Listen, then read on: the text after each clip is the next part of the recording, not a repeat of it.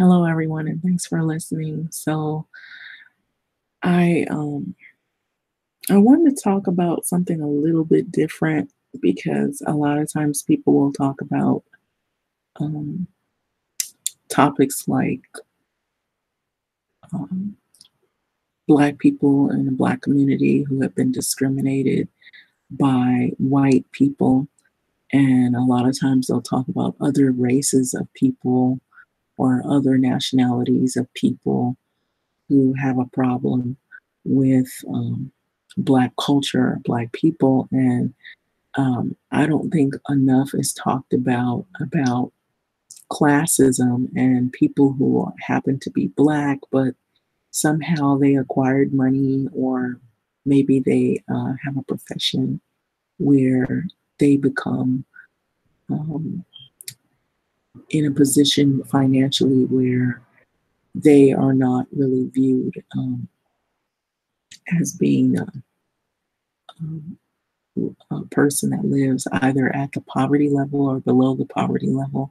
They're in a more better financial situation. They're able to um, use their money to move about in the world a little easier. They don't have a lot of financial resources. And, you know, there are some people work low wage jobs or they work low pay jobs and they're not able to acquire a lot of the sometimes some of the necessities of the American dream, quote unquote. And so I have a question. It says, what is it like when a person lives in a better environment? And so that is the reason why I put that out there because um, and I have to digress for a second here. My neighbors, they have dogs. Neighborhood has dogs, so I know that some of my videos you can hear dogs in the background, and they're like neighbors that have like a lot of animals, or they have like dogs, and so excuse for the sound in the background if it sounds like pets because that's the neighbors. But anyway, to get back on topic, I found two articles, and this one, some people may be familiar with this. It says, Dear middle class Black people. Now, this is middle class Black people, but I also would like to add there are Black people too.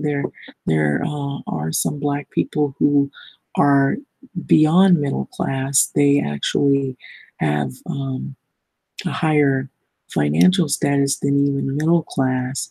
And so a lot of times what I know to as a Black person that I've experienced is when you're in an environment, when you're around Black people who either they're middle class or they're upper or they have acquired more financial resources,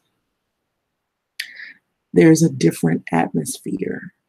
Um, Now, that's not everyone, but you can feel that when you're in an environment different from an atmosphere when people are not really happy about their situation and they're in a neighborhood where there's a lack of funding for schools and for the neighborhood, and it shows that those neighborhoods are basically forgotten about. They exist, but they're not really on a high priority and they're over policed. And so I wanted to bring up a couple of things.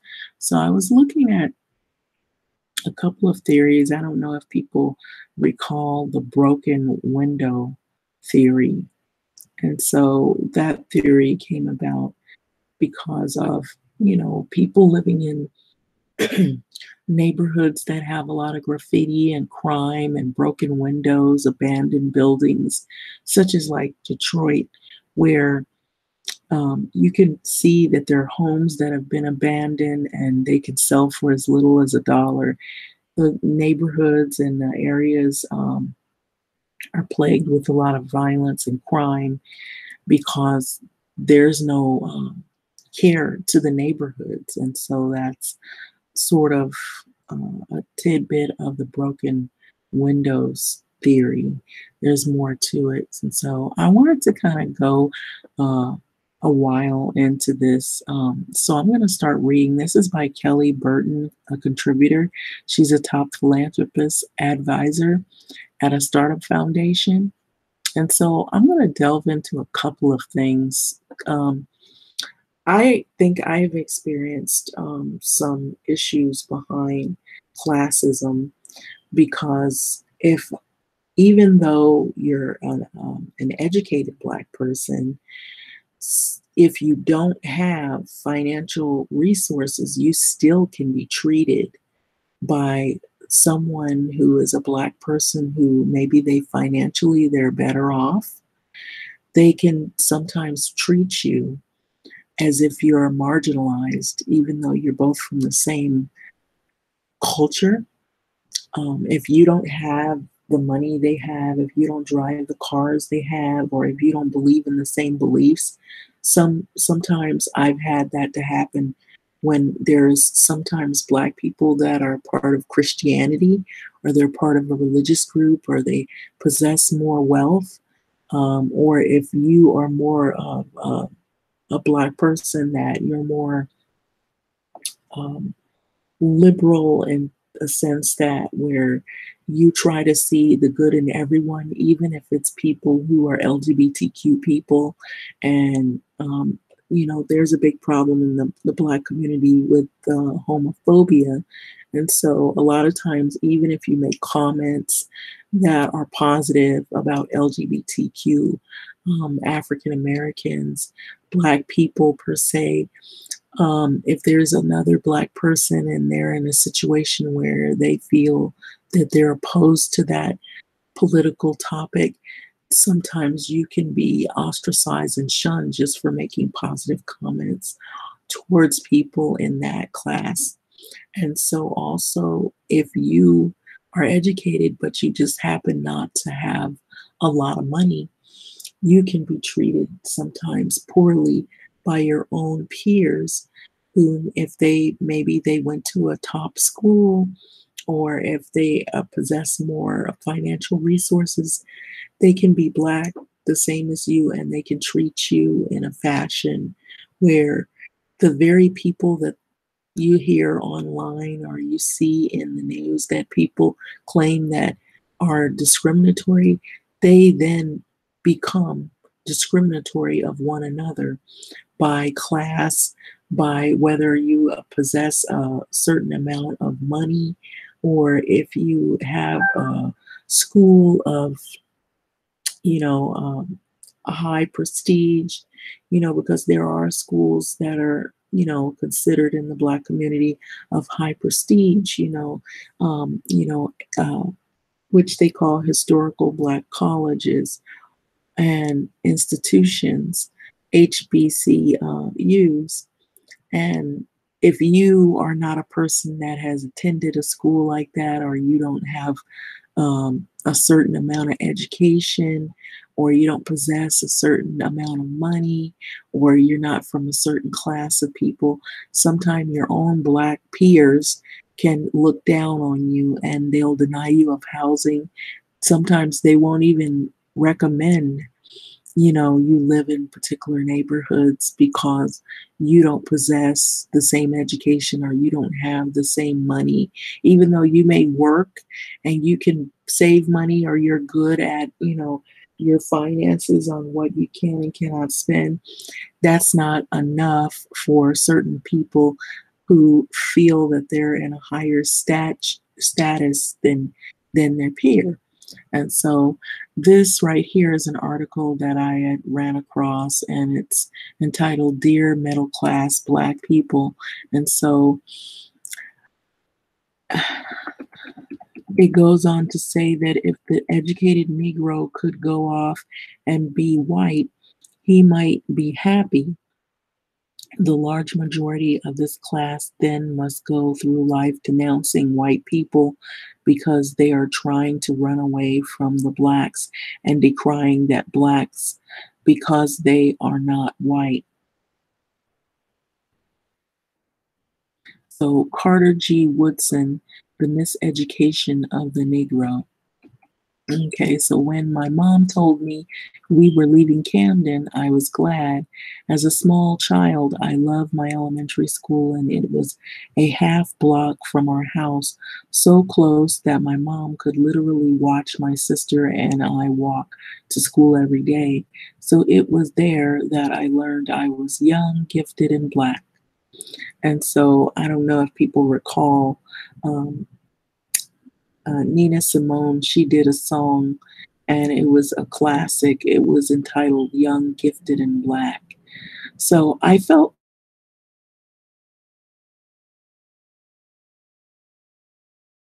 full cocoon, but middle class but middle school was different. Middle school was much different.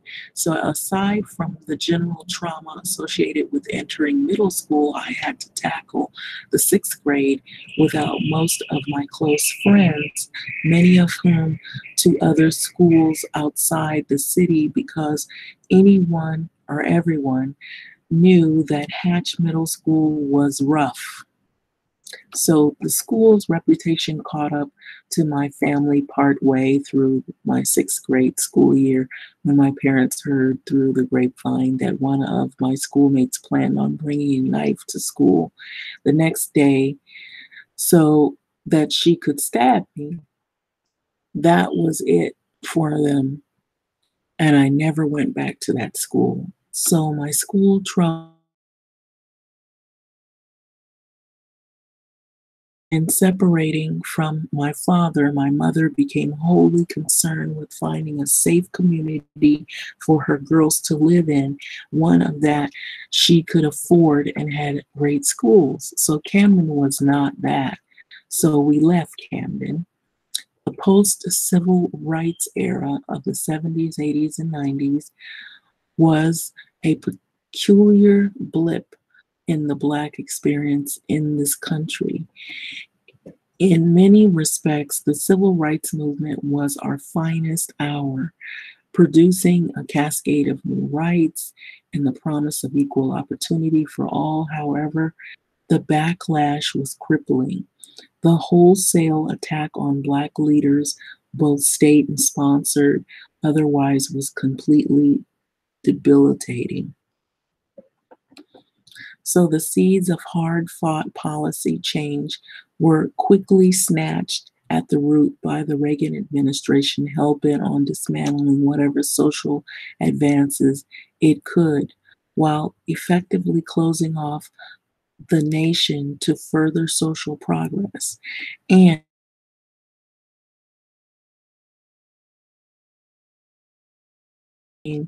that, for whatever reason, always found its way to those who were poor and Black. So for many of us, our communities began morphing into places we didn't recognize. Poverty was becoming intractable and violence was pervasive. As a Black community, we were emotionally exhausted and psychologically wounded. So we didn't have the leadership resources or the bandwidth to mount a new cause. So we did the only thing we could do. We gathered our families and we left. While we don't talk about it much, getting out has been the collective mantra, our mantra. In all, 9 million Blacks migrated from cities to suburbs between 1960 and through the 2000s. Cities like Houston, Miami, and Washington, D.C. have seen the greatest flight. And in Atlanta, a place considered to be the Black Mecca, only 10% of the metro area Blacks actually live within the city limits. So not only did we get out, we stayed out, and many of us have not looked back. The hood is neither our problem nor our concern. Just the thought of it triggers a shudder and a throwing up of hands. It's a Gordian knot of historical wrongs, individual choices, and societal folly. It's no one's fault and everyone's fault. For all intents and purposes, we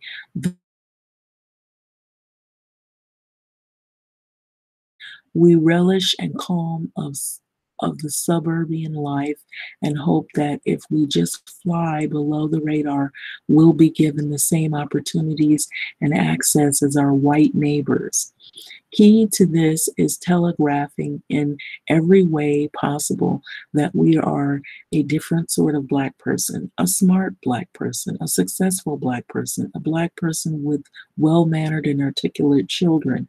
We too can learn how to play golf and go out for drinks after work. We drink $5 lattes and take international vacations.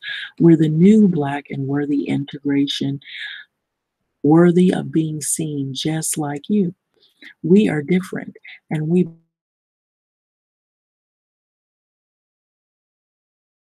gets shot until one of our children gets shot in the suburban yard by someone who didn't have the good sense to see this distinction. Then, all at once, we are reminded that when it comes to being Black, we're all in the same flimsy, dingy, or dingy together. And so, no matter how many degrees we amass, or how much money we make, or how far we move from the ghetto, we'll never be able to outrun the Blackness in this country. That's a fact. I wish I could say that Black lives matter, but I'm not sure that they do, not even to Black people. Somewhere along the way, we've chosen to perpetuate a very real evil, one that is at the root of our racist experience in this country, and that is one of societal hierarchy. And if we're not careful, one day, those of us who have made it successfully speaking will look in the mirror and realize we have become that which we despise. Here's a 400-year-old truth. We are them, and they are us. And if the last few years have taught us anything, it's not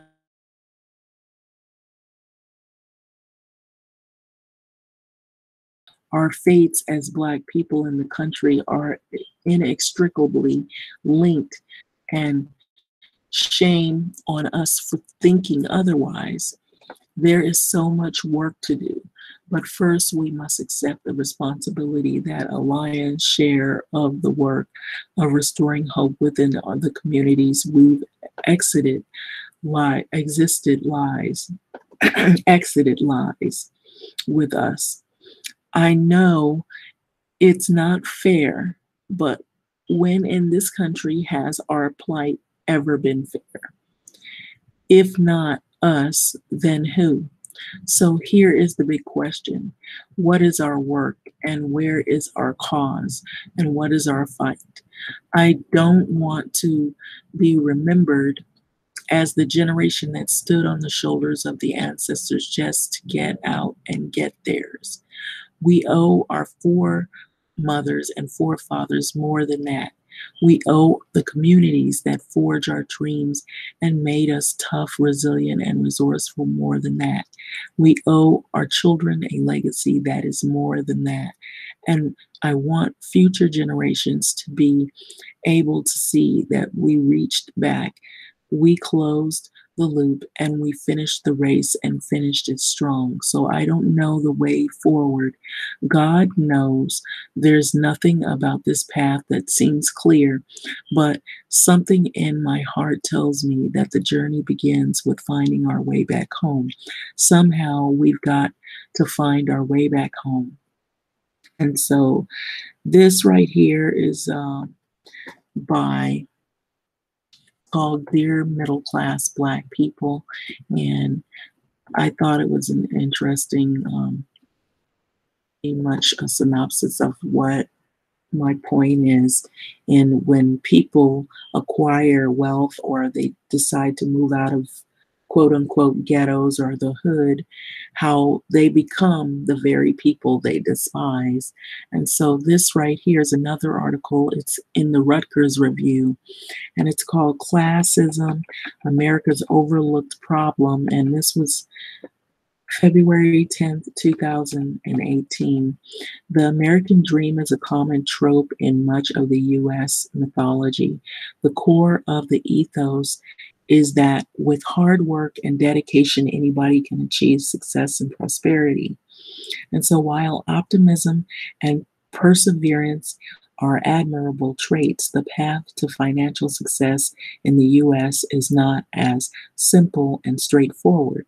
The chances of one becoming wealthy in this country are slim to none, and there exist many barriers that impede upon those seeking opportunity. These barriers range from discrimination based on income, race, religion, gender, gender identity, and sexual orientation, the rising prices of higher education, single income households, and the disenfranchisement of convicted felons, the accumulation of debt, and the lack of historical family wealth and inheritance. Today, there is an ever rising gap in economic inequality. The middle class is declining and can soon become a non existent entity, and more Americans are slipping into poverty.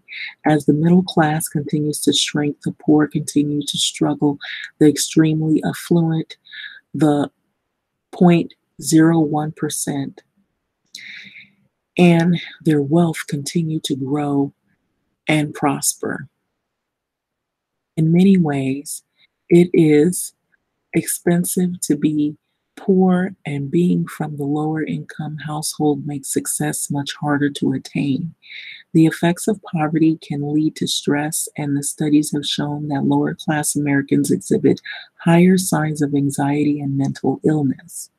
Also, being from impoverished neighborhoods with poor living conditions, such as unclean water, pollution, lead or lead exposure, crumbling infrastructure, and inadequate food safety can have a huge impact on one's psychological and physical development.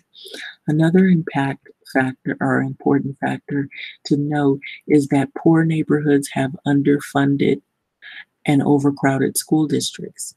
The poor living conditions, underfunded education, and the lack of resources to work off this leads to a struggle to survive. The family and structures in many poor neighborhoods are often unstable and with a low income, and there is less time for parents to invest in the child's academic and social development due to having to work more. There is also a positive correlation between poverty and crime, as individuals with lower levels of education and income are more likely to commit crimes and be incarcerated. This is due to lack of resources and opportunity that lower income neighborhoods provide. So the negative factors of being born poor and living in an impoverished environment traps people into a cycle of poverty. This is one example of how class impacts behavior. There is a high priority to ensure basic needs such as food, clothing, and hygiene. A culture of survival and using crime and extreme measures to achieve a level of security develops. Poverty can become a generational phenomenon that is passed down through families. Moving out of a poor and crime-ridden neighborhood is difficult, as safer and affluent neighborhoods are more expensive. This allows for a segregation based on class to occur and not only continue to enforce a wealth gap, but also a cultural gap. So there have also been instances of discrimination based on income, such as landlords refusing to rent to lower income individuals.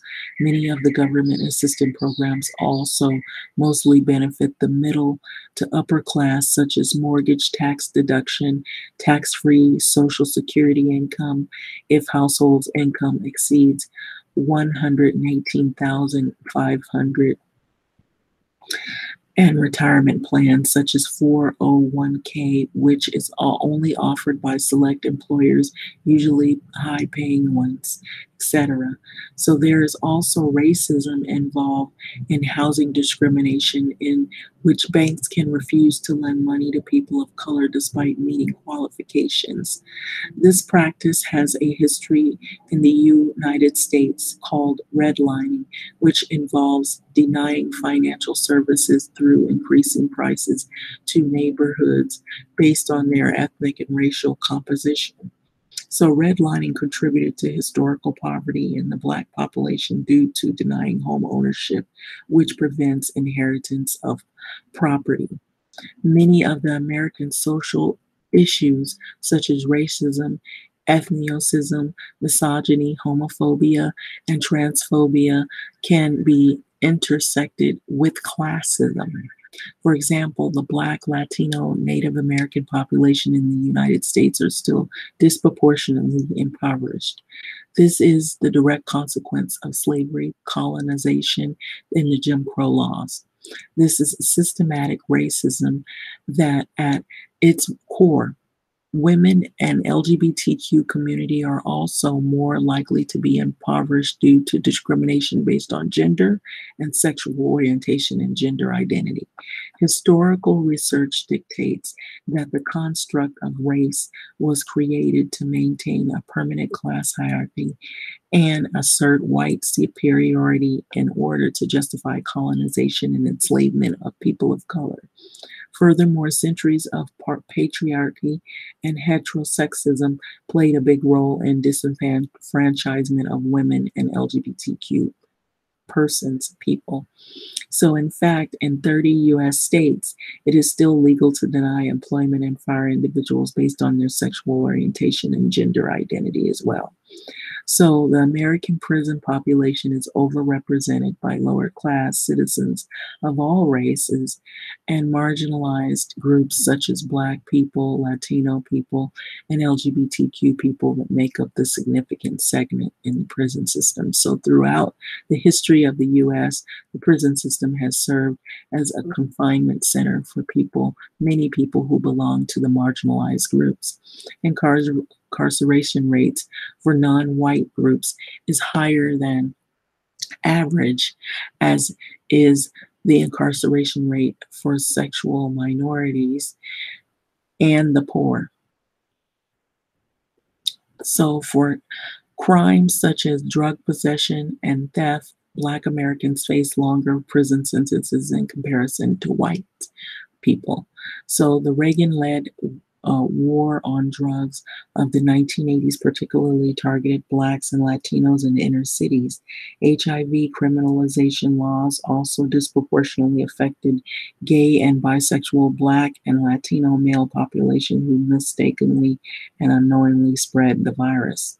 So America has the highest amount of impoverished citizens in the world. The prison system operates as a form of enslavement, with cheap labor being exploited from the prison population or prisoner population. So many prisons are privately owned and run by corporations. So in addition, several states have in place laws that deprive the voting rights of convicted felons. So also many workplaces can legally deny employment to individuals with criminal records, with Black convicted felons getting the bear of the brunt. As a result, this leads to the forces that the disenfranchisement of large segments of the American population, which consists of marginalized groups. Under centuries of Eurocentrism dating back to the colonial era, whiteness became a proxy for the wealth and high status.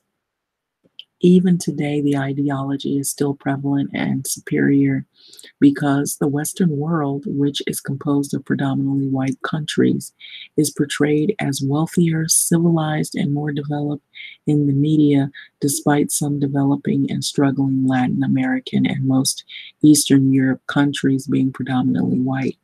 And so the epidemic of non-white countries being depicted as poor uncivilized, war-torn, exotic, barbaric, despite the progress of rapid growth of many formerly colonized countries such as India, Ghana, Nigeria, South Korea, etc., contributes to a negative stereotypes of non-white immigrants and the resulting of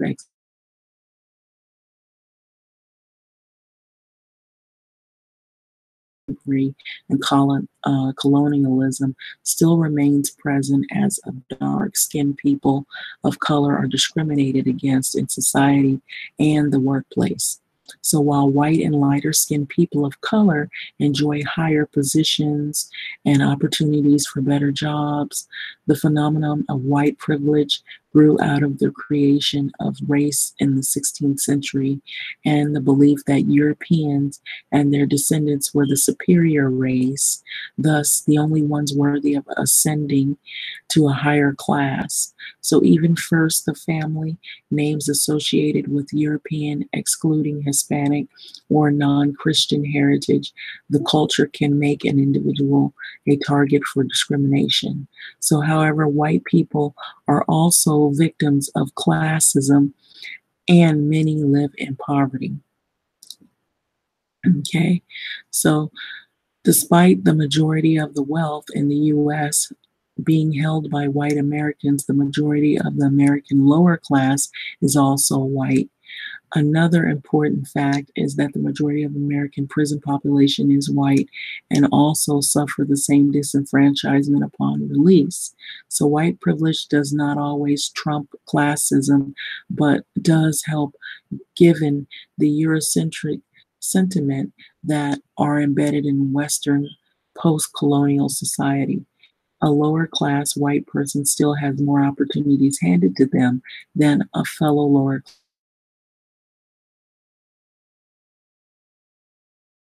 The paradoxical belief of the working class white population is the feeling of superiority, social mobility, and resentment towards non-white groups, including Black and brown immigrants and Muslims.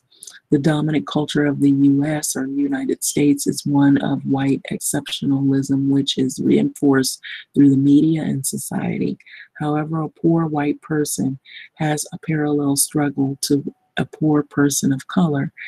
And regardless of white privilege, the cycle of poverty cannot always be escaped. So the white working class continues to sink into deep poverty as white middle class continues to disappear. So as long as the ruling class can take advantage of the construct of race, the ideas of white supremacy and racial divisions will continue to flourish. So this divide and conquer tactic used by the elite minority to turn marginalized groups against each other is a strategy to ensure the class hierarchy remains in place. For example, in the antebellum South, slaveholders only made up 3% of the population and were either extremely wealthy planters or middle class professionals, while the poor whites and black slaves and freedmen made up the remaining class. So, regardless of their lower status and harsh living conditions, the poor white population valued their rather small but present social mobility and freedom to travel instead of teaming up with the Black freedmen and joining the abolitionist movement, which could have toppled the oppressive elite. The poor white population participated in the hegemony in exchange for privilege and, in fact, longed to own slaves themselves. So, some European immigrants were also not considered white when the emergent or immigrated when they immigrated to the United States, such as the Irish, the Italians, the Greeks, the Poles, and the Ashkenazi Jews, etc., were categorized as ethnics or white ethnics, or part as a lesser subrace of Europeans, not white but not black either. Factors such as being from a poorer countries, as well as job competition and anti-Semitic and anti-Catholic sentiments played a larger role than the status of these people. So these groups faced discrimination and poverty upon their arrival on American soil, with many many whom were placed into indentured servitude or factory work with unsafe conditions. Xenophobia sentiments would result in violence towards immigrant groups. One particular case is in the 1891 case, which involved the lynching of 11 Italians in New Orleans over an alleged murder, which was retrospectively unproven. So, despite the hostility, many of these immigrant groups strive to become white in order to benefit from the privilege. It would entail, instead of forming a unification between Black populations who also faced marginalization, violent crimes emerged over competition for jobs and housing. Many riots and strikes were led by Irish Americans throughout the 19th century in various cities over the demand for their employment to be prioritized over Black workers on the docks. So these riots led to violence, murder of Blacks, and helped drive the unemployment for the Black laborers in the northern cities up. And so the Irish eventually became a major demographic in the police enforcement, firefighting, and other civil servant positions and graduated into whiteness.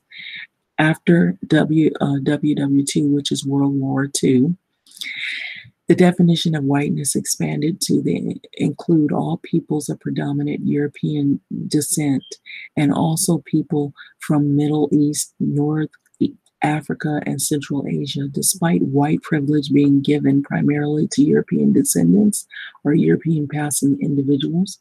Today, the American dream is still an idea that is present in the culture regardless of the barriers that exist that prevent social mobility. So the history of the United States is one that involves colonization, slavery, and heavy use of social and racial stratification. Wealth was established by the extremely privileged through methods of exploitation and extraction of labor through a chattel slavery, indentured servitude, mass incarceration, and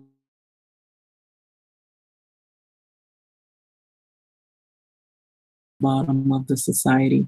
In the current scheme of things, there is an ever increasing power gap due to the major corporations enjoying little to no regulation, the rise of the big banks and private prisons, the decrease of public education quality, and the increasing of poverty rates. So, however, in the recent years, the push for the understanding of the theory of intersectionality and how various injustices coincide has been beneficial to combating classism. So, as noted earlier in this article, classism remains a strong foundation in maintaining and legitimizing many of the established biases and systems, and more potently, the status quo in the United States. So, in order to end systematic prejudice in the United States, classism must also be addressed, and more conversations on it must prevail. Discussions on political and legal and social solutions to class inequality must persist. So, as long as there exists a class structure as it designated Hayes and as designated of the haves and the have-nots, this will continue to enable inequality and disadvantage the targeted groups. And so, by Matt Gamble. So it says share this, but anyway, I did share it by reading it. But yeah, I'm sorry, it's pretty lengthy. So this is the title of the article, and so the other one was Dear Middle Class Black People. So it does say people per se is starting to shrink. So this was in October 25th of 2016. The other one was more up to date. It was in 2018, February 10th.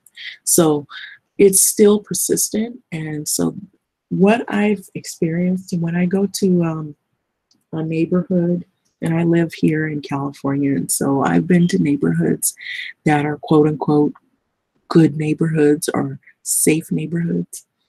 Now, I've been to some of the schools, And you can tell when money is put in schools and when money isn't put in schools because there's more books, it's a cleaner environment, it feels safe, it feels like the kids are actually getting a quality education. And you can see that there's no dirty streets. The streets are relatively clean. They're very manicured lawns or manicured neighborhoods where you don't really see trash everywhere. People are careful to pick up behind themselves. It seems like everything is sort of like, this fantasy land where there's no crime and there's no troubles, and which we know that it can happen anywhere, but these are neighborhoods where relatively there's more money, resources, and more parent involvement, and probably if you would assume affluent neighborhoods, probably parents who are in the upper to the 1% class are they're almost there or they are there. And then when you go to a neighborhood where there's a lack of funding, a lack of resources, the books are reused. Um, or if they do have resources, like they do have a little bit of resource,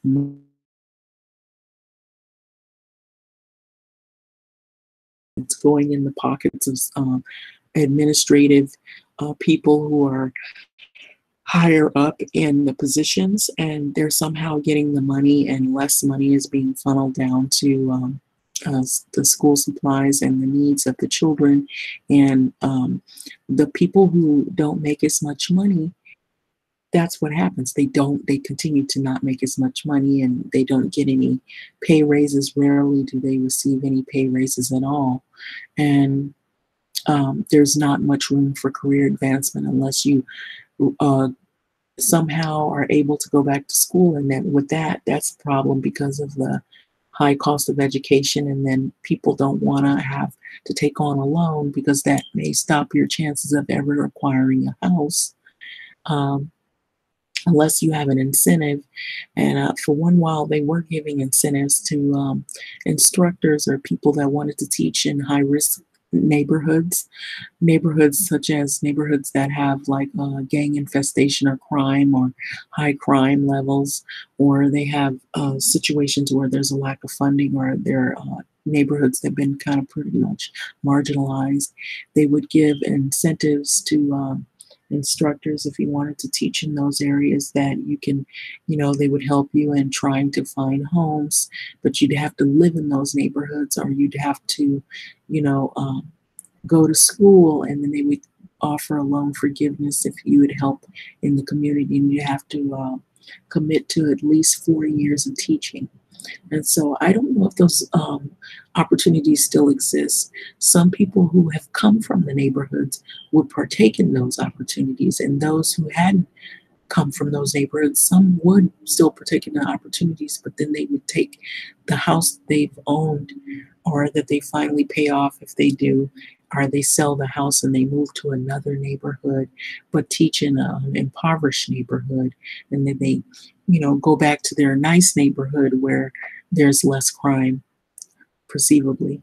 And so these are the issues that we deal with or grapple with, as well as classism. And so I know that I've dealt with classism issues even on a lower level, even.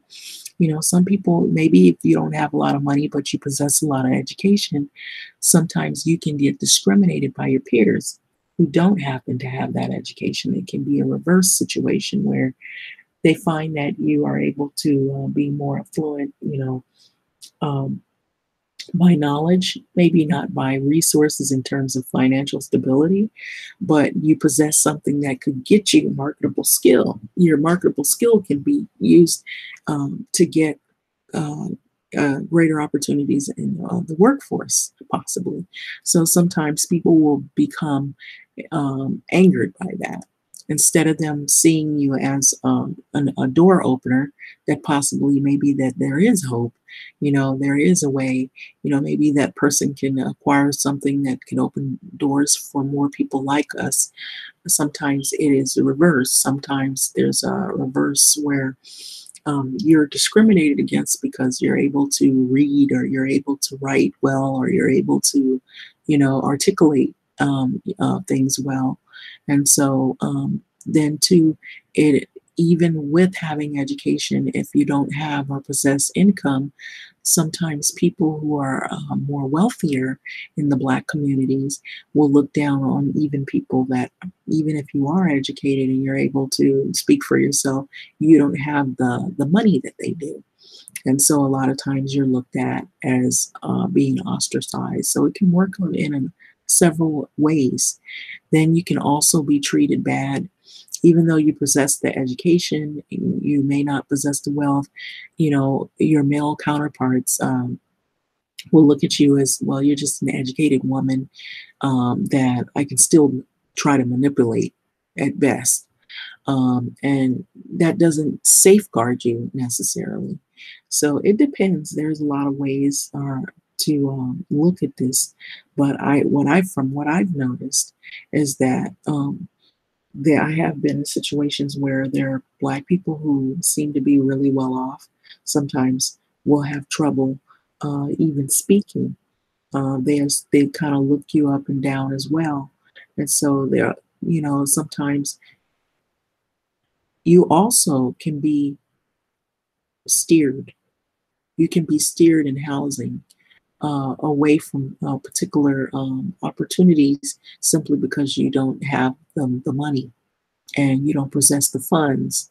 And, sometimes, you can get, we have different realtors now that, as before, I think realtors probably, there were more of them that were white. But now we have all kinds of realtors. We have realtors that are Latino, realtors that are Black Americans and from other places. And so sometimes they too, in their mind, they will sometimes steer, and they'll steer you in, areas where they think, well, you're going to be a best fit here. You're going to be a best fit here, or we want to have just Latinos in this area, or we want to have Blacks in this area, or you don't actually possess the money, not enough money, so we're not going to really spend that amount of time with you because we're not really going to get paid off of this, and you could be from the same background. And so I think that's a new thing that is going on now, as opposed to before. We still have the people who will steer you away from areas, but now they don't have to do too much steering because money is the factor. And so, when you start looking at homes or certain areas to live in, money plays a role in it, And so some of the places are so expensive that if you don't make enough money, you're not even going to be considered or considering for yourself moving in those areas, not because of just your race, but because you don't possess the financial means to do so. And so this is what I've noticed that is pretty much classing out and pricing out people is what's been going on in a lot of these neighborhoods, the regentrification of a lot of neighborhoods. And there's been more recently an issue that has come up that in the LA area where landlords are actually doing this.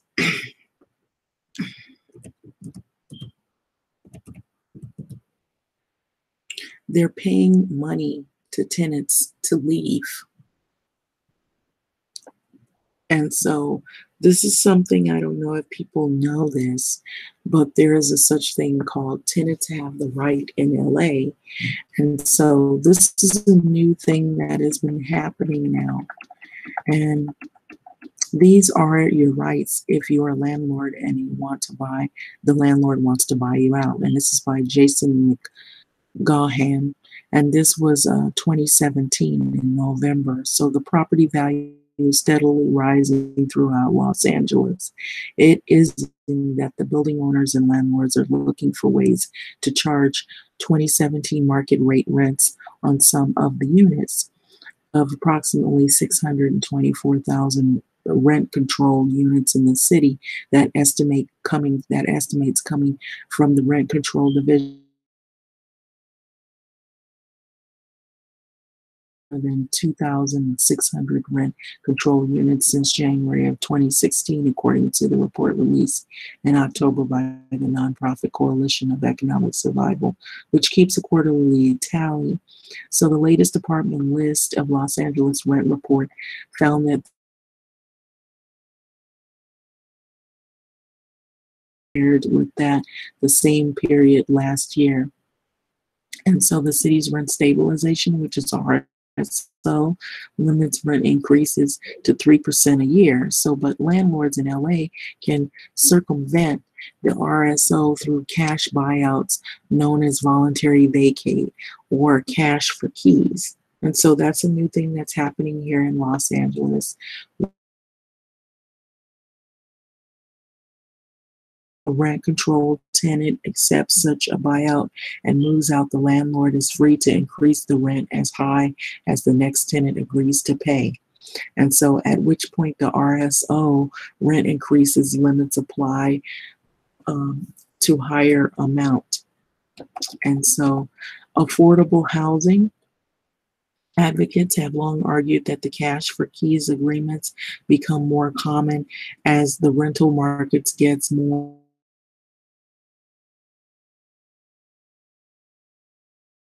Elena Pop, executive director of Eviction Defense Network. And so this is this thing that landlords are doing. They were talking about Section 8 was going to be eliminated, or they were going to do some things to evict.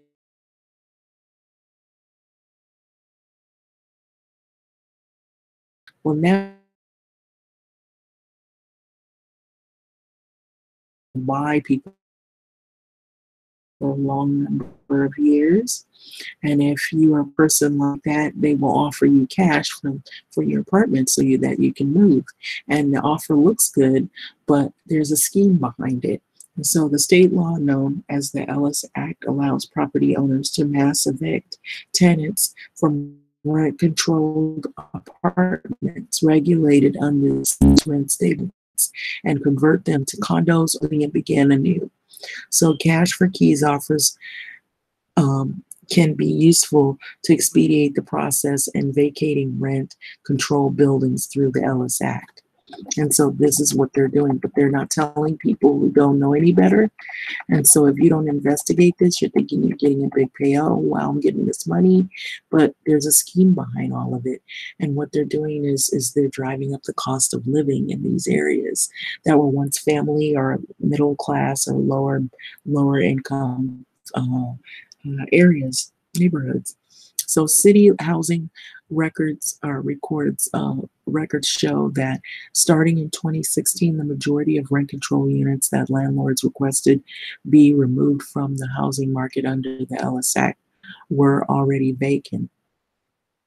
36% of the apartments that lost Ellis Act protection in 2015 were vacant, and the 59% are the 2017 so far. So affordable housing advocates say that the data reinforce what they have been saying for years. Cash buyouts in which tenants are vacated ahead of schedule are becoming more common now. So something is going on there.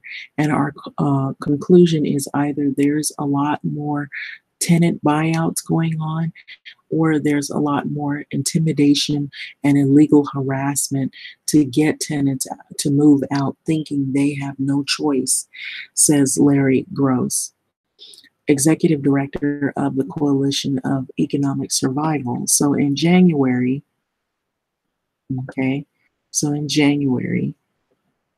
reading, so I'm panning down. So excuse me. So this is a big problem, is what I'm saying. So I don't know if anybody has known about this. If you didn't, this is a big thing that's happening now. And so in January, the Los Angeles City Council began requiring landlords to notify the city of all cash for keys agreements. So the city records show that there are a total of 696 cash for keys filed in their first 9 months of 2017. So this is becoming a big thing now.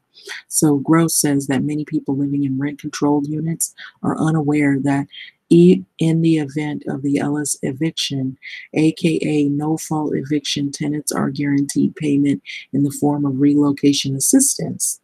But here are some tips on what to do if your landlord comes to you with a cash for keys offer on your rent.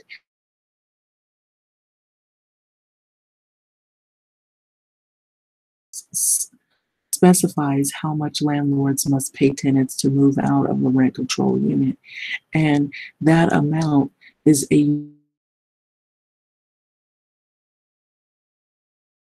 willing for the right price to spare their landlord the time and consuming process of the Ellis eviction. And so in January of LA began to require landlords prior to offering a cash buyout disclose the minimum amount of relocation money a tenant is owed. Relocation fee ranges from $8,050 to $20,050, depending on factors such as the length of tenancy and the presence of child dependents in the household, whether the tenant is a senior, disabled, or the federal poverty limit. And so when people are offered $20,000, it feels like a lot of money to them, Pop says, but taking $20,000 to move out to your 2-bedroom in Echo Park, renting at $600 is a lousy deal, okay? And so Pop advises tenants to determine the value of their home before giving it up, that she recommends using a formula to subtract the current rent you pay from the rent the owner would be able to get from the unit at the market rate, and then multiplying the difference by your life expectancy. And so while this is not precise calculations, she says it will give the tenant an idea of what they're giving up. So prior to the cash buyout off,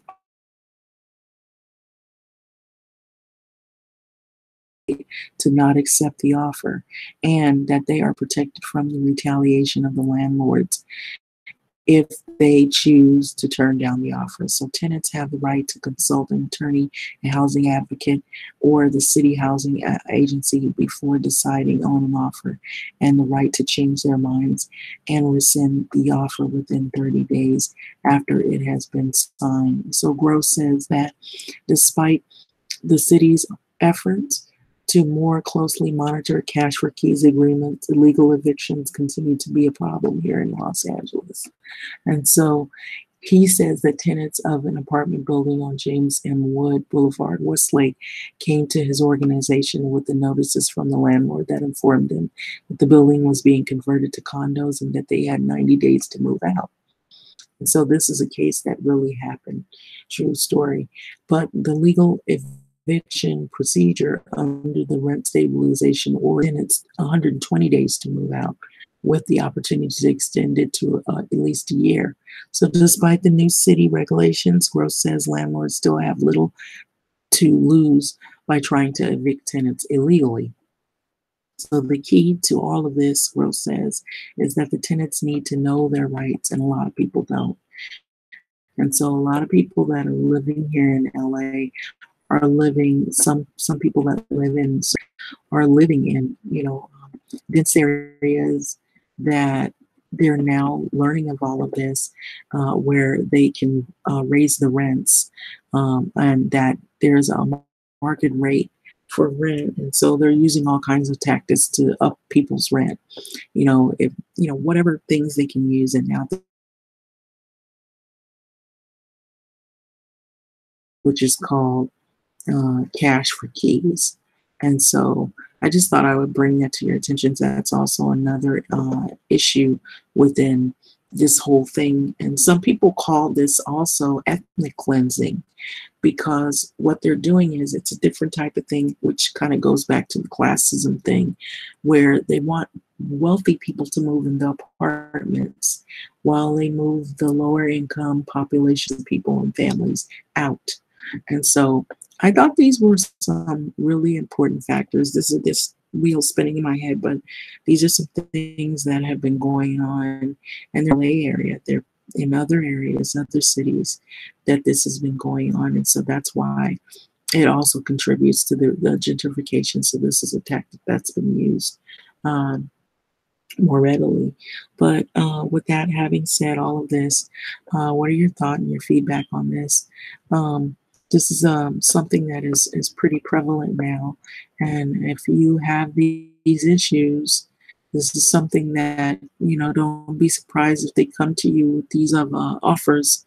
Um, but if you don't have anything invested, like if you don't have a house to move into, have you're not ready to find another, you know, or a safe situation to transition to, then these offers may not be good offers. They, you know, in other ways. So, a lot of people were worried about that happening with people who were Section 8 tenants, but now you got people who are not even on Section 8 program. They're just working people who are rent, and they've been there for many years, and now they have this going on.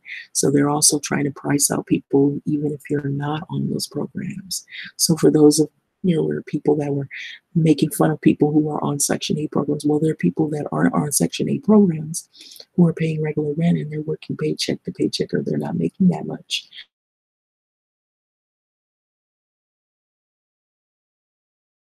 Get those people out as well. Because if you're not making six figures or more, then you're not in that 1% class. Well, I'm hearing that even in the San Francisco area, people that make six figures can't afford the rents there.